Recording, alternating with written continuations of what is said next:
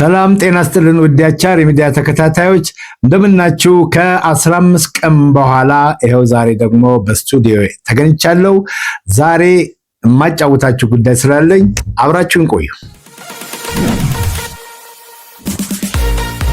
ተመልሼ መጥቻለሁ። በአለፈው ሰሞን ለቅዱስ ገብርኤል ለቁልቢ ገብርኤል ማለት ነው ገቢ ማሰባሰቢያ ፕሮግራም ላይ የራሴን ተሳትፎ እንዳሳርፍ በተጋበዝኩት መሰረት በአንድ ሆቴል ውስጥ ተገኝቼ ነበረ። በዚህ መርሃ ግብር ላይ እጅግ በጣም የሚገርም ታሪካዊ እድል ገጥሞኛል። ይህንን እድል በቪዲዮ የተቀረጸ ነገር ስላለኝ እስኪ ወደዛ እንሂድና ተመልሰን እንገናኛለን። አመሰግናለሁ። በግንባታ ፍጥነትና ጥራት የሚታወቀው የቻይናው ኮንስትራክሽን ካምፓኒ ለትልልቅ ሪል ስቴቶች ግንባታ አጠናቆ አስረክቧል። አሁን ደግሞ በራሱ ይዞሎት የመጣውን ልዩ አማራጮች ይመልከቱ። በዋጋውም ላይ ምንም አይነት የዋጋ ጭማሪ የሌለው በመሆኑ ለቤት ገዢዎች እፎይታ መሆኑን ስንነግሮ በኩራት ነው። በኮሪደር ልማት በደመቀችው ካዛንቺስ ከስቱዲዮ እስከ ባለ 3 መኝታ ከ950 ሺህ ብር ቅድመ ክፍያ ጀምሮ ቀሪውን በ30 ወር በግንባታ ሂደት የሚከፍሉበትን አማራጭ እንዲሁም በቦሌ አትላስ ላይ በማይታመን ዋጋ ባለ 1 እስከ ባለ 3 መኝታ ቤት ከ1.6 ሚሊዮን ብር ቅድመ ክፍያ ጀምሮ ቀሪውን በ27 ወር በግንባታ ሂደት የሚከፍሉበትን አማራጭ ይዘንሎት መተናል። ይህም ቀድመው ለሚመጡ 15 ደንበኞች ብቻ ነው። ከኢንቨስትመንት በላይ ስሙ የሚጠራበትን ጥሪት ሀብቶን ከኮምፓስ ፕሮፐርቲ ይግዙ። ለበለጠ መረጃ ከታች በተቀመጠው ስልክ ይደውሉ። ገነት አየለ የሐረር ልጅ ናት። ሐረር ድሬዳዋ ነው ኖሮቹ ያደገችው። ከቁልቢ ገብርኤል ጋር ደግሞ በጣም የተሳሰረ ግንኙነት ስላላት ከእሷ በላይ ማን ሊመሰክርልን ይችላልና እሱንም አድርገሽ መድረኩን አንቺ ያስባል።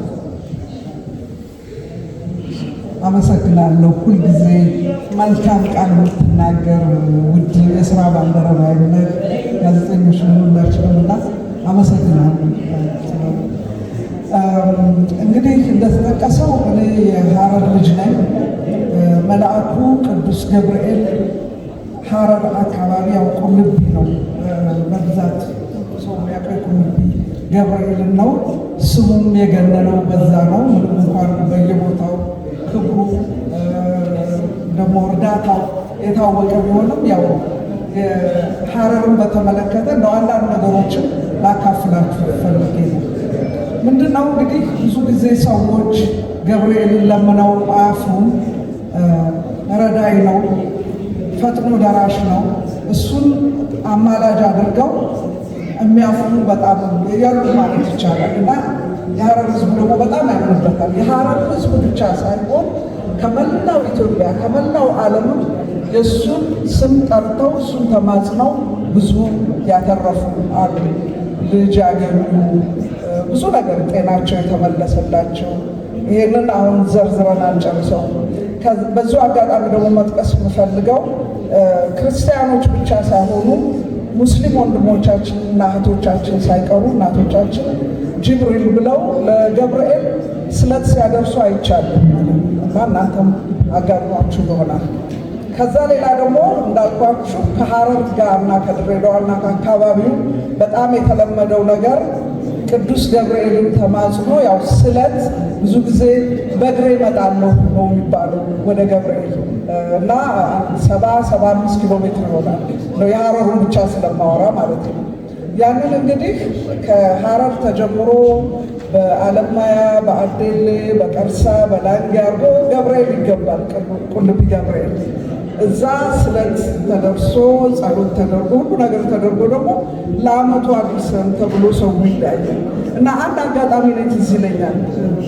የማስታውሰው ልጆች ሆነን ነው በግሩፕ ተሰብስበን እንሄዳለን ወደ ቁልቢ። ስንሄድ ሰዎች ደግሞ መንገድ ላይ ሲያገኙን ይሰጡናል። ስለት ጣንም ይሁን ብቻ የተሳሉትን እነሱ መሄድ ባይችሉ ለሚሄድ ሰው እንዲያደርስላቸው ይሰጣሉ እና ያንን ይዘን ስንሄድ ገብርኤል ስንደርስ አንድ የእናቴን ጓደኛ አገኛታለሁ እዛ እያልማት ነውላትና ምንድን ነው የያዛችሁት አለች። እና ለገብርኤል ነው ስለት ልናስገባ ነው የምንሄደው አላት። ከዛ አብራን መጣች ስለቱ የሚሰጥበት ቦታ። እሷ ጅቡቲ ነበር የምትነግደውና ትንሽ ችግር አጋጥሟት እንደው ንግዷ በደንብ አልሄደላትም ነበርና እሱ ልትማጸን ነው የመጣችው ገብርኤል ጋር። ከዛ እሱ መሬት ላይ ተደፍታ ተንከባላ ለመነችና ከዛ ከብር ላይ እኛ ከያዝነው ላይ 10 ብር አነሳችና ስማኝ እኔ ይሄንን 10 ብር ለረድኤት ይዤ እሄዳለሁ፣ ብድር ነው የምታበድረን፣ በላዩ ላይ ጨምሬበት የሚቀጥለው ዓመት አትርፌ ነግጄ እንደምትረዳኝ አውቃለሁ፣ መጥቼ በሪያ ብላ ያንን 10 ብር ይዛ ሄደች። እኛ እንዳውም ፈራን። ኧረ ተይ እንደው እኔ እኮ የገብርኤል ነው እኔ ነግሬዋለሁ፣ እናንተ ምን አገባችሁ? በቃ እኔ ለገብርኤል ነግሬዋለሁ ያረግልኛል አለች። ልክ እንዳለችው እውነትም ተሳክቶላት ያንን ስለቷን ስታስገባ አይቻለሁ። እና ገብርኤል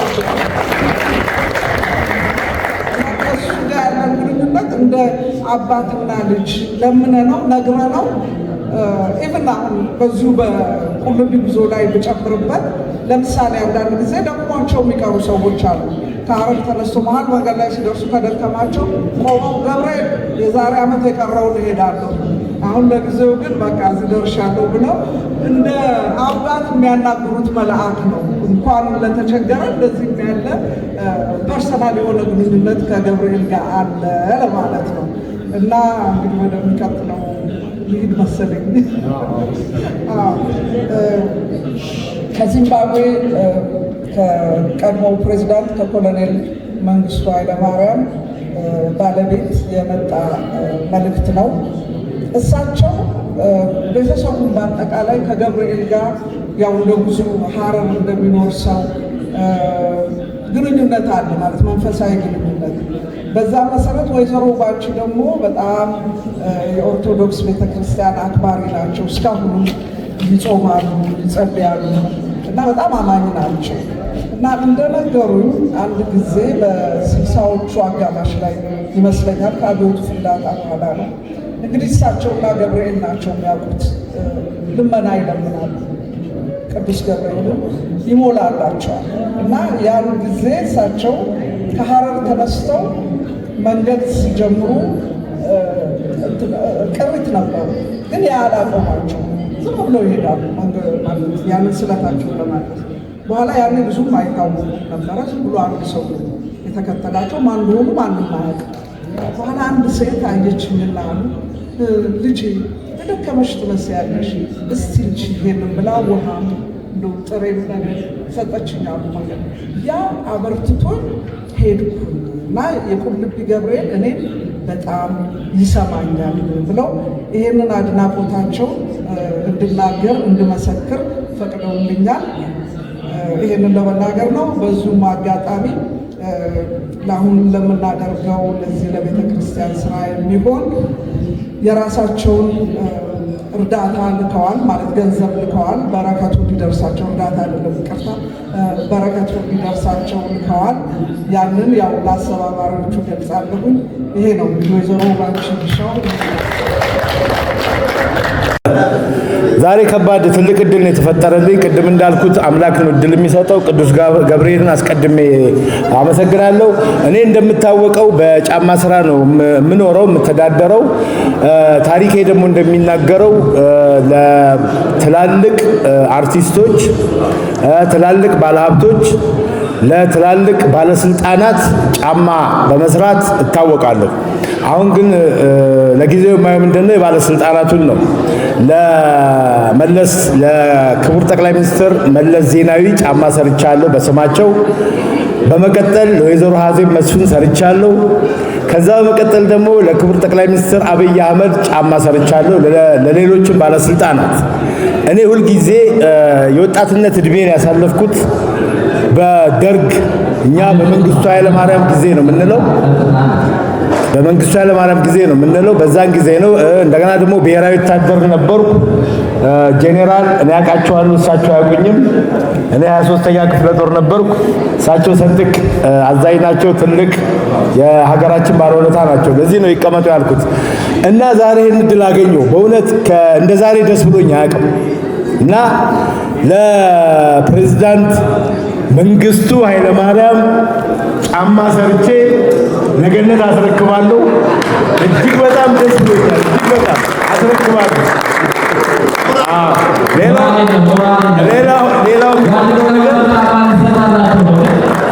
እልካለሁ። ሌላው የሚጨምረው ነገር አሁንም ከወንድሜ ጋር ስናወራ ነበረ። በዛን ጊዜ ብዙ ቤተክርስቲያን አይበረታታም ተብሎ ነው የሚነገረው እስካሁን። ፕሬዚዳንቱ ግን ሌሊት 9 ሰዓት ላይ የሚሄዱት ባህታ አጥር ስር እየሄዱ ይጸልዩ እንደነበረ ታሪክ ይናገራል። ስለዚህ እሳቸውም ጥሩ ክርስቲያን ነበሩና በዛሬው ዕለት ስማቸው መነሳቱ እጅግ በጣም ደስ ይላል። አመሰግናለሁ። ባለቤታቸው ተነግሯል ብዬ ነው ተነግሯል። በክብር እንዴ አሴ ይኸው እንግዲህ ወታደር ነገር አሴ በጣም አመሰግናለሁ። ለወይዘሮ ጉባንቺ ቢሻው ገነት ለወይዘሮ ጉባንቺ ቢሻው ጨምሬ ልካለሁ። አመሰግናለሁ። በግንባታ ፍጥነትና ጥራት የሚታወቀው የቻይናው ኮንስትራክሽን ካምፓኒ ለትልልቅ ሪል ስቴቶች ግንባታ አጠናቆ አስረክቧል። አሁን ደግሞ በራሱ ይዞሎት የመጣውን ልዩ አማራጮች ይመልከቱ። በዋጋውም ላይ ምንም አይነት የዋጋ ጭማሪ የሌለው በመሆኑ ለቤት ገዢዎች እፎይታ መሆኑን ስንነግሮ በኩራት ነው። በኮሪደር ልማት በደመቀችው ካዛንቺስ ከስቱዲዮ እስከ ባለ 3 መኝታ ከ950 ሺህ ብር ቅድመ ክፍያ ጀምሮ ቀሪውን በ30 ወር በግንባታ ሂደት የሚከፍሉበትን አማራጭ እንዲሁም በቦሌ አትላስ ላይ በማይታመን ዋጋ ባለ 1 እስከ ባለ 3 መኝታ ቤት ከ1.6 ሚሊዮን ብር ቅድመ ክፍያ ጀምሮ ቀሪውን በ27 ወር በግንባታ ሂደት የሚከፍሉበትን አማራጭ ይዘንልዎት መተናል። ይህም ቀድመው ለሚመጡ 15 ደንበኞች ብቻ ነው። ከኢንቨስትመንት በላይ ስሙ የሚጠራበትን ጥሪት ሀብቶን ከኮምፓስ ፕሮፐርቲ ይግዙ። ለበለጠ መረጃ ከታች በተቀመጠው ስልክ ይደውሉ። እንግዲህ እንደተመለከታችሁት ለፕሬዝዳንት መንግስቱ ኃይለማርያም ጫማ ሰርቼ ከነሚስታቸው ማለት ነው ለመላክ ቃል መግባቴን ከቪዲዮ ተረድታችኋል። ስለሆነም ከዚህ በቀጣይ ይህንን ጫማ እንዴት ነው የምሰጠው፣ በምን ሁኔታ ነው እጃቸው ላይ የሚደርሰው የሚለውን ቁጭ ብዬ ሳስብበት ኖችን ሰሞን የከረምኩት ማለት ነው። በቦታ ላይም እንደተመለከታችሁት የፕሬዝዳንቱን ታሪክ የጻፈችው እዛው ድረስ በመሄድ ከአንደበታቸው የሰማችውን የጻፈችው ደራሲ ገነት አየለንም በአካል አግኝቻለሁ። ስላገኟትም እጅግ በጣም ደስ ብሎኛል። አመሰግናለሁ። ከእሷ ጋር እንግዲህ ተነጋግረናል። ይህን ነገር ወደ እሳቸው ለመላክ ጫማው በመሰራት ላይ ይገኛል። ሆኖም ግን በጣም አሰብኩበት። በጣም ሳስብበት እንዴት ነው ለፕሬዚዳንት መንግስቱ ኃይለማርያም እንዲሁ እንደ ዘበት የምልከው፣ እንዴት ነው ማድረግ ያለብኝ ብዬ ቁጭ ብዬ በጥልቀት አሰብኩበትና ይህንን ጫማ እንደ ተራ ጫማ አላየውም። የተሰራው ለቀድሞ ፕሬዚዳንታችን ለመንግስቱ ኃይለማርያምና ለባለቤታቸው ስለሆነ እንዴት ነው አክብሬ ተከብሮ እዛ ሊደርስልኝ የሚችለው የሚለውን ሐሳብ በደንብ ካሰመርኩበት በኋላ አንድ ፕሮግራም፣ ትልቅ ፕሮግራም ለማዘጋጀት ወስኛለሁ። በዚህ ፕሮግራም ላይ 8 ሰው ያካተተ ኮሚቴ ይኖረኛል። ከነዚህ ኮሚቴዎች ጋር ነገ ከነገ ወዲያ ተገናኝተን ስለ ስራው እናስባለን። እንዴት እንደምናደርግ፣ ፕሮግራሙ እንዴት እንደሚዘጋጅ በዚህ ጉዳይ ላይ እናወራለን። በፕሮግራሙ ጊዜ መሆን ያለባቸውን ነገሮች ከወዲሁ ያሰብኳቸው ነገሮች ሁሉ ቢኖሩም በተለይ ከዚህ ኮሚቴ ጋር በጥልቅ ሁላችንም የራሳችንን ሐሳብ እየጨመርን እናስኬደዋለን ብዬ አስባለሁ። ይሄ ፕሮግራም ብዙ ሰው ሊከታተለው የሚችል፣ ብዙ ሰው ሊታደምበት የሚችል በትልቅ ቦታ ላይ ትልቅ ኤቨንት እንደሚሆን እርግጠኛ ሆኛለሁ። ለዚህ ሐሳብ መሄድ፣ ለዚህ ሐሳብ መራመድ የብዙዎቻችሁን ይሁንታ፣ የብዙዎቻችሁን ፍላጎትና ድጋፍ ያስፈልገኛልና ከወዲሁ አደራላችኋለሁ። ጓድ መንግስቱ ኃይለማርያም፣ ፕሬዚዳንት መንግስቱ ኃይለማርያም በሀገራችን ውስጥ አበርክቷቸው ትልቅ ነው። ሁላችንም እንደምናውቀው በተለይ በመሰረተ ትምህርት ላይ አዛውንቶችን ቀለም በማስቆጠር ላይ መቼም ያልታየ ታላቅ ተግባር የማይረሳ ነውና እሱ ፕሮግራም በራሱ ዋና ዋልታ ሆኖ በዚህ ፕሮግራም ውስጥ ይካተታል። በዚህ ፕሮግራም ውስጥ ከመሰረተ ትምህርት ጋር ከ6 የማያንሱ ዋልታ የሆኑ ተግባሮቻቸው ይገለጻሉ። ይህ ቪዲዮ የተመለከተ ሰው በሙሉ በዚህ ፕሮግራም ላይ ለመሳተፍ የፈለገ በሙሉ ወደኔ ስልክ ባዮ ላይ ያለላችሁ፣ በተለይ ቲክቶክ ላይ በዩቲዩብም ላይ ያለ ወደኔ መደወል ትችላላችሁ። ወደኔ ትደውላላችሁ። ከኮሚቴ ጋር እየተማከርን እናስኬደዋለን ማለት ነው። ፕሮግራሙ ግን ምንም ነገር ያልወገነ አንዱን ከፍ አንዱን ዝቅ የማያረግ እንዲሆን ምኞቴ ነው። እናንተም በዚህ ከጎኔ ቁሙልኝ አደራ ላለሁኝ። በቀጣይ ያለውን ነገር ትንሽ ያጫውታችኋለሁ።